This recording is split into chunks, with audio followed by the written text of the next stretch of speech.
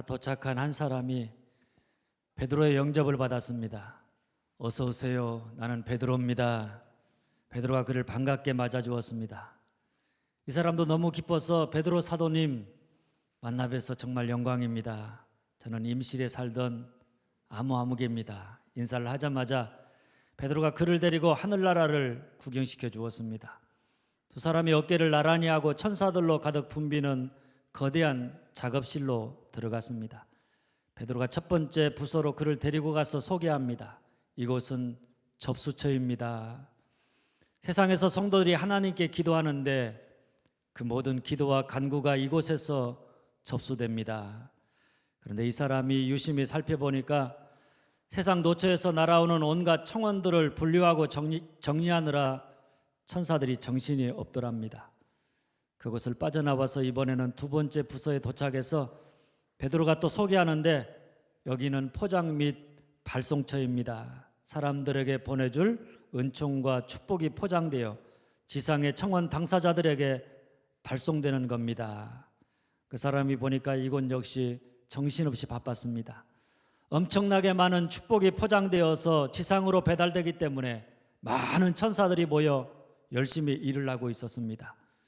끝으로 작업실 가장 후미진 구석에 마지막 부서가 있었는데 두 사람은 거기서 발걸음을 멈추었습니다. 그런데 놀랍게도 이곳은 한 명의 천사가 아무 할 일 없이 빈둥거리고 있었다고 합니다. 다른 두 부서와 다른 전혀 딴판의 모습이어서 놀란 이 사람이 베드로에게 묻습니다. 아니 사도님, 도대체 이곳은 뭐 하는 곳이기에 이렇게 아무것도 할 일이 없는 것입니까? 이때 베드로가 대답합니다. 이곳은 확인처입니다. 받았으면 잘 받았다고 확인을 해줘야 되는데 사람들이 부탁한 축복을 받기만 하고는 그 다음에 확인서를 보내는 일이 없거든요. 이때 그 사람이 다시 묻습니다. 사도님, 하나님의 축복을 잘 받았다는 것을 우리가 어떻게 확인해 줄 수 있습니까? 베드로가 말합니다. 간단합니다. 그저 주님 감사합니다 하면 되는 거지요.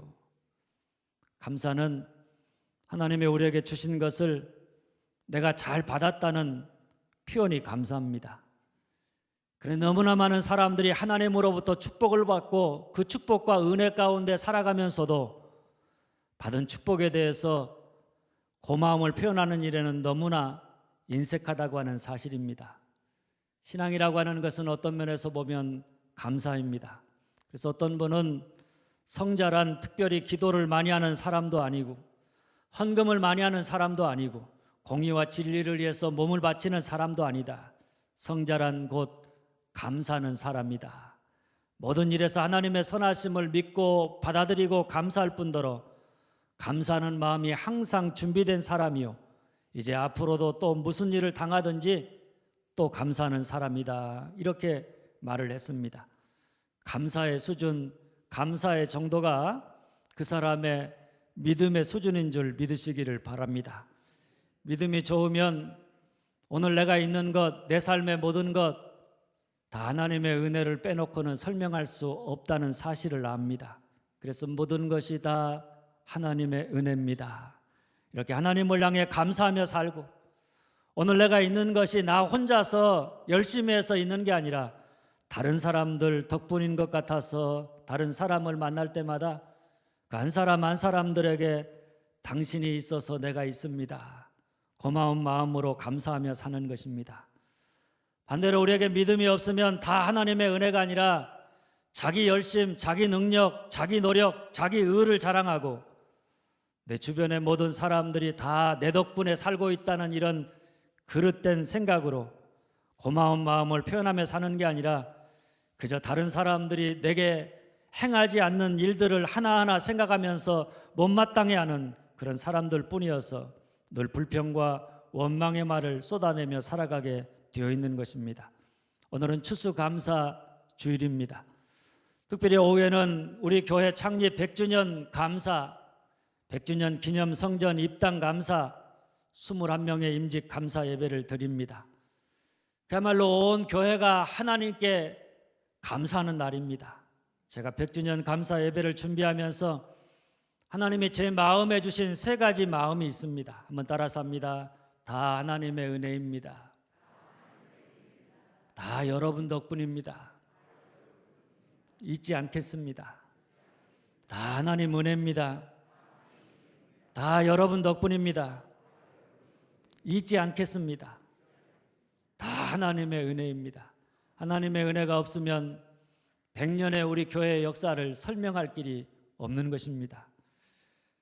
그래서 온 교회와 성도가 다 하나님의 은혜라고, 오늘 우리 교회가 100주년의 감사를 하나님께 영광 돌릴 수 있다는 것, 이 자체가 다 하나님의 은혜라고, 감사함으로 오직 하나님께만 영광을 돌려야 될 줄로 믿습니다.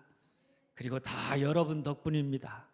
100년의 역사 속에 수많은 성도들이 몸된 교회 지체로서 맡겨진 사명을 다 감당하고자 교회를 위해서, 성도를 위해서, 복음을 위해서 눈물을 흘려 기도하고 복음을 전하고 수고하고 헌신한 수많은 목회자들과 수많은 성도들 덕분에 오늘 우리가 있기에 그분들 한 분 한 분의 고마운 마음을 우리가 감사함으로 표현해야 될 줄로 믿습니다. 잊지 않겠습니다.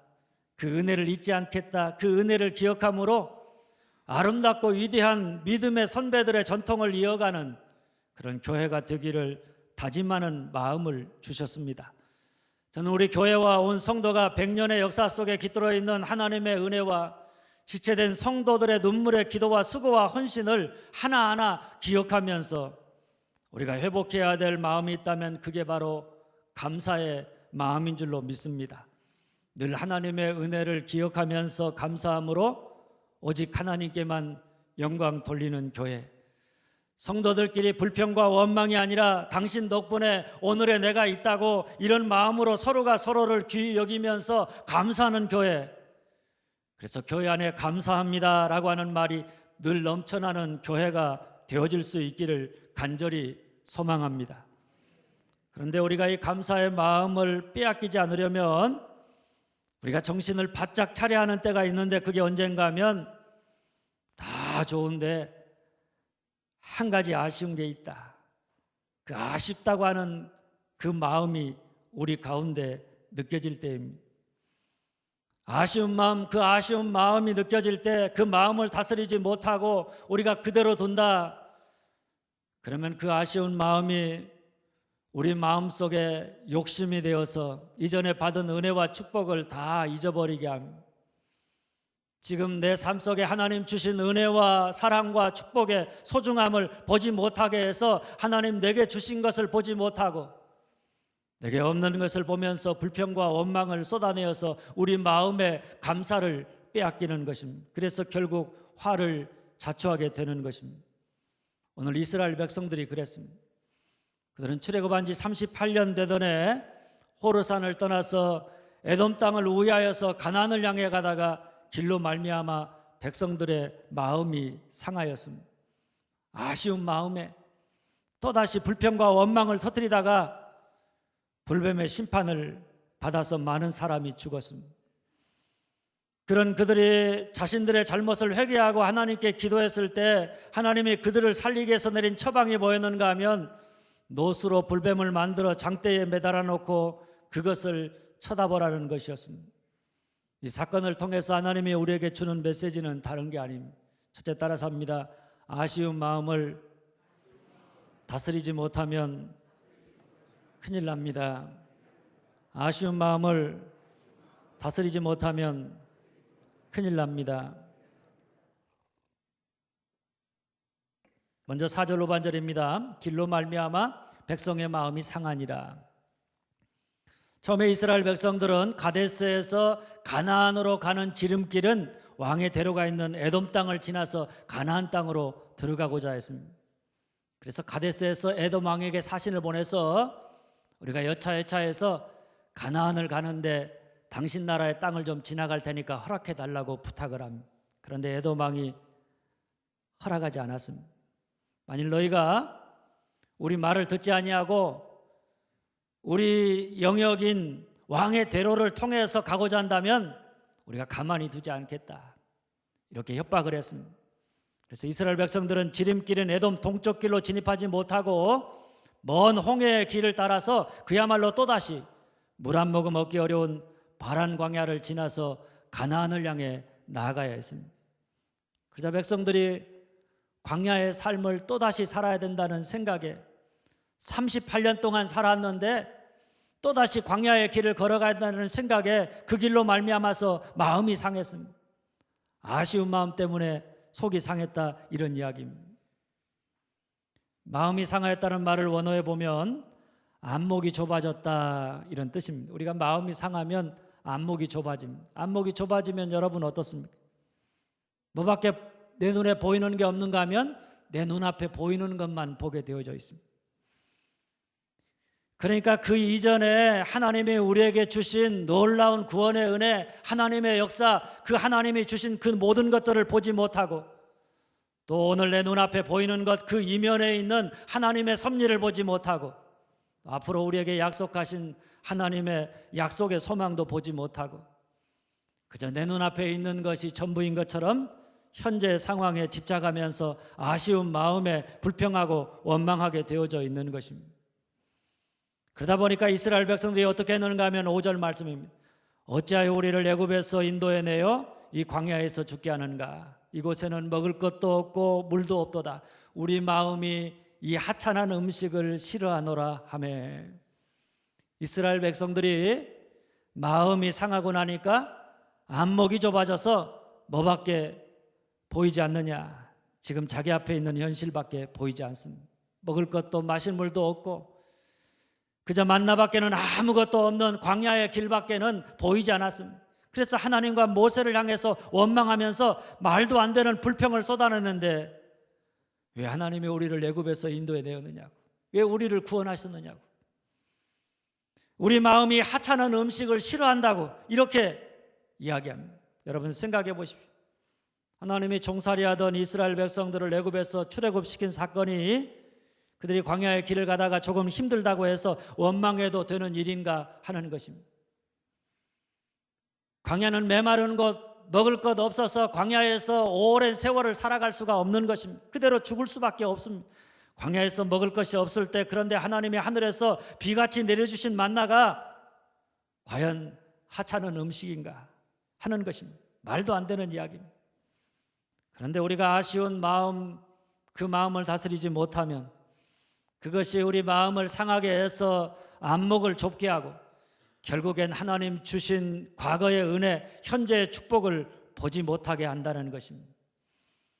그래서 우리가 이미 하나님의 놀라운 은혜와 축복을 입었고 그 가운데 살아가면서도 그것을 감사하지 못하고 내 앞에 있는 조그만 작은 것, 불편한 것에 집착해서 불평과 원망을 쏟아내게 되는 것입니다. 참 얼마나 어리석은 인생인지 모릅니다. 세계적으로 심각한 환경 문제 가운데 하나가 지구의 사막화 현상이라고 합니다. 비가 오지 않는 가뭄으로 인해서 땅이 메말라서 사막이 되는 현상이 점점 더 넓어지고 있다는 것입니다. 여러분도 잘 아는 것처럼 땅에 비가 내리려면 땅에서 수증기가 제대로 하늘에 올라가야 합니다. 수증기가 올라가서 그것이 모여서 무거워지면 그것이 비가 되어서 땅에 내리게 되고 그러면 많은 열매를 맺게 하고 결실을 맺게 하는 것입니다. 그런데 공기의 오염이나 미세먼지 등으로 인해서 수증기가 하늘로 올라가지 못하게 되면 결국 비가 땅에 내리지 않아서 지구의 사막화 현상이 점점 더 확대되어 갈 수밖에 없다는 이야기입니다. 마찬가지입니다.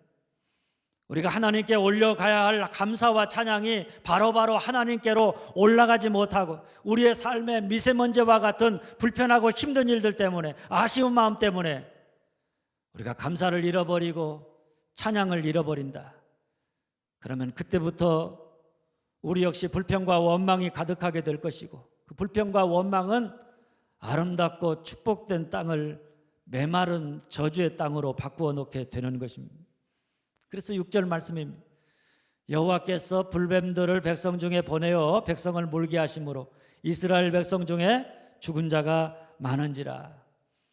하나님 주신 은혜를 보지 못하고 지금 내 눈앞에 보이는 것만 바라보면서 불평하고 원망하는 백성들을 불뱀으로 심판하셨습니다. 저주를 내렸습니다. 그도 그럴 것이 하나님은 언제나 그들과 함께 하셨습니다. 출애굽의 구원의 은혜를 베푸시고 광야에 38년 동안 그냥 내버려 두신 것이 아닙니다. 메마르고 건조한 땅, 아무것도 없는 그 광야의 길을 가는 동안 하나님은 때를 따라서 그들에게 은혜를 베푸시고 그들의 가는 길을 구름기둥 불기둥으로 인도하셔서 날마다 부족함이 없는 삶을 살게 하셨습니다. 비록 광야이지만 광야의 삶에 부족함이 없었습니다. 매일매일 내리는 만나의 은혜를 더하셔서 여기까지 왔습니다. 그런데 내가 조금 상처받았다고, 조금 힘들다고, 내 마음에 들지 않는다고, 거기에 집착해서 이전에 베풀어 주신 하나님의 놀라운 은혜와 축복을 다 잊어버리고 매일매일 주시는 축복과 은혜를 하찮게 여기고 무시하며 살아간다. 하나님의 은혜도 하나님의 축복도 하나님의 함께 하심도 깨닫지 못하고 다 그것을 무시하면서 살아간다. 그러면 하나님은 그에게 하나님 주신 은혜와 축복이 얼마나 소중하고 얼마나 놀라운가를 깨닫게 하시려고 징계할 수밖에 없다는 이야기입니다. 그래서 하나님이 이스라엘 백성들에게 불뱀을 보내서 죽게 했던 것입니다. 그렇습니다. 오늘 우리가 출애굽에서 가나안을 향해 가는 축복의 길, 은혜의 길을 걸어가면서 때로 우리가 가고자 하는 길이 막혀서 그로 말미암아 아쉬움에 사로잡혀 거기에 집착할 때마다 우리가 그 마음을 다스리지 못한다. 그러면 그 아쉬움은 우리로 지난날에 하나님 주신 은혜와 축복도 다 잊어버리게 합니다. 지금 내게 주셔서 내가 누리고 있는 일상의 소중한 축복을 깨닫지 못하고 보지 못하게 합니다. 그저 내게 없는 것에 대한 욕심에 집착해서 불평과 원망을 쏟아내게 한다는 것입니다. 쉽게 말하면 우리의 마음의 감사를 다 빼앗아가 버린다는 이야기입니다. 그런 여러분, 우리가 광야의 길을 가다가 때로 아쉬운 마음이 들 때마다 그 마음을 다스리지 못한다. 그러면 우리 인생의 감사가 변하여 불평과 원망이 될 것이고 축복이 변하여 저주가 될 것이고 형통함이 변하여서 망하게 되는 줄 아실 수 있기를 바랍니다. 둘째, 그렇다면 우리가 어떻게 하느냐? 아쉬움이 들 때마다 따라서 합니다. 지금 모든 것이 충분합니다. 감사의 고백을 해야 한다. 지금 모든 것이 충분합니다. 감사의 고백을 해야 한다. 아쉬움에 원망하던 백성들이 한 사람 한 사람 하나님이 보낸 불뱀에 물려서 쓰러져 죽어갔습니다. 죽어가는 사람들 보면서 그들이 깨닫습니다. 우리가 하나님과 모세를 원망했더니 하나님이 우리를 이렇게 징계하시는구나. 그래서 백성들이 뱀들이 떠나기를 위해서 하나님께 기도하고 모세가 백성을 위해 기도합니다. 그랬더니 하나님이 그들을 살리기 위해서 내린 처방이 뭔가 하면 자신들을 죽게 만든 불뱀을 만들어 장대에 매달아 놓고 그것을 쳐다보면 살리라는 것이었습니다. 여러분, 불뱀은 분명 백성들이 원망함으로 하나님이 내린 형벌입니다. 그런데 그것을 롯뱀으로 만들어서 그것을 쳐다보면 살리라고 하는 것은 우리가 아쉽다고, 그것 때문에 하나님 주신 은혜와 축복을 보지 못하고 그저 내게 없는 것 때문에 불평하고 원망했는데 바로 그것을 다시 쳐다보라, 너의 삶을 다시 쳐다보라는 것입니다. 그러면 네가 살리라는 이야기입니다. 이 말은 어찌 보면 이스라엘 백성들로 하여금 불평하고 원망하게 했던 그 모든 상황을 새로운 눈으로 다시 쳐다보라, 그래야 살 수 있다. 불평과 원망의 말을 버리고 감사의 말을 회복해야 네가 생명 있는 삶을 살 수 있다. 이런 말씀입니다.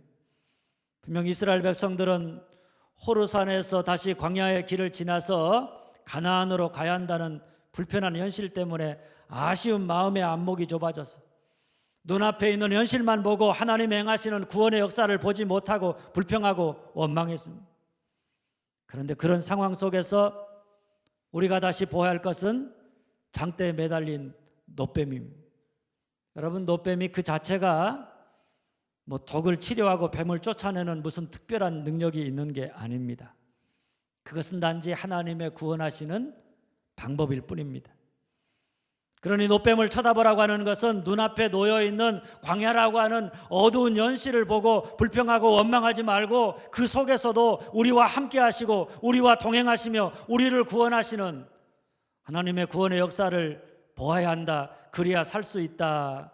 이런 말씀입니다. 할렐루야. 만일 우리가 아쉬움 때문에 그 안목이 좁아져서 내 눈앞에 있는 광야라는 현실만 보고 광야에서도 우리와 함께 하시며 인도하시는 살아계신 하나님의 역사와 하나님의 구원의 역사를 보지 못한다. 그래서 불평하고 원망한다. 그러면 하나님이 우리를 행하신 일 뭡니까? 여러분?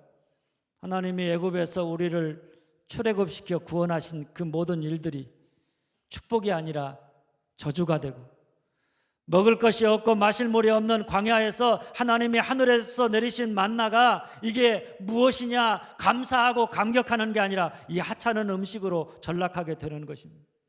쉽게 말하면 뭡니까? 여러분? 분명 하나님이 내 삶의 애굽에서 나를 구원하셨고 오늘도 광야의 길을 가는 동안 때로 많은 어려움과 고난을 당하지만 그때마다 하나님이 우리와 함께 하시면서 구원의 은총을 베풀어 주십니다. 매일매일 먹을 것도 마실 물도 없는 광야에서 하나님이 하늘에서 만나를 내리심으로 광야의 삶에 부족함이 없게 하십니다. 참 얼마나 놀라운 은혜요. 참 얼마나 감사한 일인지 모릅니다. 그런데 우리가 아쉬운 마음이 들 때 그 마음을 다스리지 못하면 그 순간부터 우리의 욕심 때문에 안목이 좁아져서 하나님이 주시는 이 모든 축복을 우리가 축복으로 보지 못한다는 것입니다. 하나님이 주시는 은혜를 은혜로 보지 못하고 그래서 불평하고 원망하면서 살다가 망하게 되는 것입니다.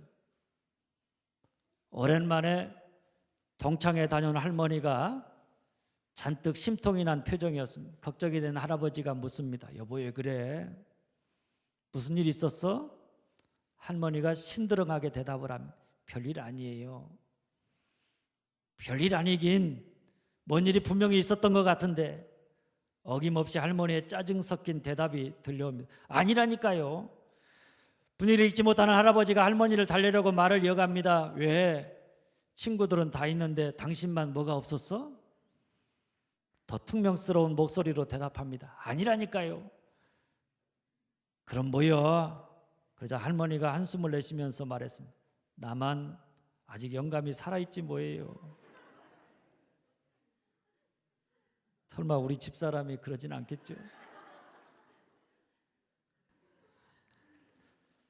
축복을 축복으로 알아야 그게 축복이 되고 은혜를 은혜로 알아야 그게 우리에게 은혜가 되는 것입니다. 그런데 그걸 모르면 감사도 감격도 우리의 삶에서 사라지면서 불평의 감옥에 갇혀서 불평하고 원망하는 삶을 살아가게 되는 것입니다. 서강대학교 영문학과 교수였던 고 장영희 씨가 쓴 살아온 기적, 살아갈 기적에 나오는 이야기입니다. 그녀가 암이 척추로 전이되어서 죽기까지 거의 2년간 24번의 항암 치료를 받았습니다. 그런데 그는 끝까지 희망을 포기하지 아니하고 암과 싸우면서 학생들을 가르치고 작품 활동을 계속했습니다.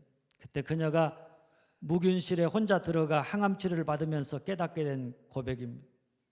내 면에 회벽에 둘러싸인 방 안에 세상과 단절되어 있으면서 나는 참 많이 바깥 세상이 그리웠다. 창밖으로 보이는 파란 하늘 아래 드넓은 공간, 그 속을 마음대로 걸을 수 있는 무한한 자유가 그리웠고 무엇보다 아침에 일어나 밥 먹고 늦어서 허둥대며 학교 가서 가르치는 그 김 빠진 일상이 미치도록 그리웠다. 그리고 그런 모든 일상을 곧 바쁘게 일하고 사람들을 만나고 누군가를 좋아하고 누군가를 미워하고 등등 그렇게 아름다운 일을, 그렇게 소중한 일을 마치 아무 일도 아니라는 듯 태연히 행하고 있는 바깥 세상 사람들이 끝없이 질투나고 부러웠다. 장영희 교수도 건강했을 때는 건강하다는 것이 일상적인 일을 하며 산다는 것이 축복이요 은혜인 줄을 몰랐습니다. 그냥 누구나 할 수 있는 아무것도 아닌 일로 알고 살았습니다. 그런데 그가 항암 치료를 받기 위해 세상과 단절된 곳에 혼자 있으면서 깨닫게 된 진리는 모든 일상, 곧 우리가 아무것도 아닌 것처럼 행하는 현재의 삶이 얼마나 아름답고 큰 축복인가 하는 사실을 깨닫게 된 것입니다. 할렐루야. 옛날 청교도들은 이런 기도를 드렸다고 합니다. 하나님, 우리에게 많은 축복을 주셔서 감사를 드립니다. 그러나 한 가지만 더 구하는 것을 용서하소서. 우리에게 축복을 축복으로 깨닫고 감사할 수 있는 마음을 주시옵소서. 축복을 축복으로 깨닫고 감사할 수 있는 마음을 주시옵소서. 여러분, 감사는 축복을 축복으로 깨닫게 하는 마술 같은 말이요, 메마른 우리의 삶에 생기를 불어넣어 우리로 생명 있는 삶을 살게 하는 생명의 말입니다. 우리가 아쉬운 마음이 들 때마다, 다 좋은데 딱 한 가지 아쉬운 것이 있어. 그 아쉬운 마음이 들 때마다 그 마음을 그냥 내버려둬서 욕심에 집착해서 불평하고 원망하며 살아가고 싶을 때마다 나는 지금 내 삶의 모든 것이 충분합니다. 이렇게 감사를 고백한다. 그러면 그 감사의 말이 마치 매직 워드처럼 우리의 상황이 어떠하든 그곳에서 우리를 위해 행하시는 하나님의 출애굽의 구원의 역사와 매일매일 우리에게 내리시는 만나의 축복을 보게 하셔서 하나님을 신뢰하면서 믿음으로 광야의 길을 기쁨으로 감사함으로 담대하게 걸어가게 하는 줄 믿으시기를 바랍니다. 사랑하는 여러분, 성도의 삶의 특징은 감사입니다. 감사의 정도가 곧 믿음의 정도입니다. 그런데 우리가 다 좋은데 한 가지 아쉽다, 이 마음이 들 때 한번 따라서 합니다. 아쉬운 마음을 다스리지 못하면 큰일 납니다. 아쉬운 마음을 다스리지 못하면 큰일 납니다. 아쉬운 마음을 다스리지 못하고 그냥 내버려두면 그것이 우리의 안목을 좁게 만들어서 하나님이 함께 하심에 그 하나님의 구원을 보지 못하게 하고 하나님의 은혜를 보지 못하게 하고 그저 눈앞에 있는 조그마한 현실의 불편함을 보고 불평하고 원망하다가 망하게 될 것입니다. 그렇다면 우리가 어떻게 하느냐? 따라서 합니다. 지금 모든 것이 충분합니다. 감사를 고백해야 한다.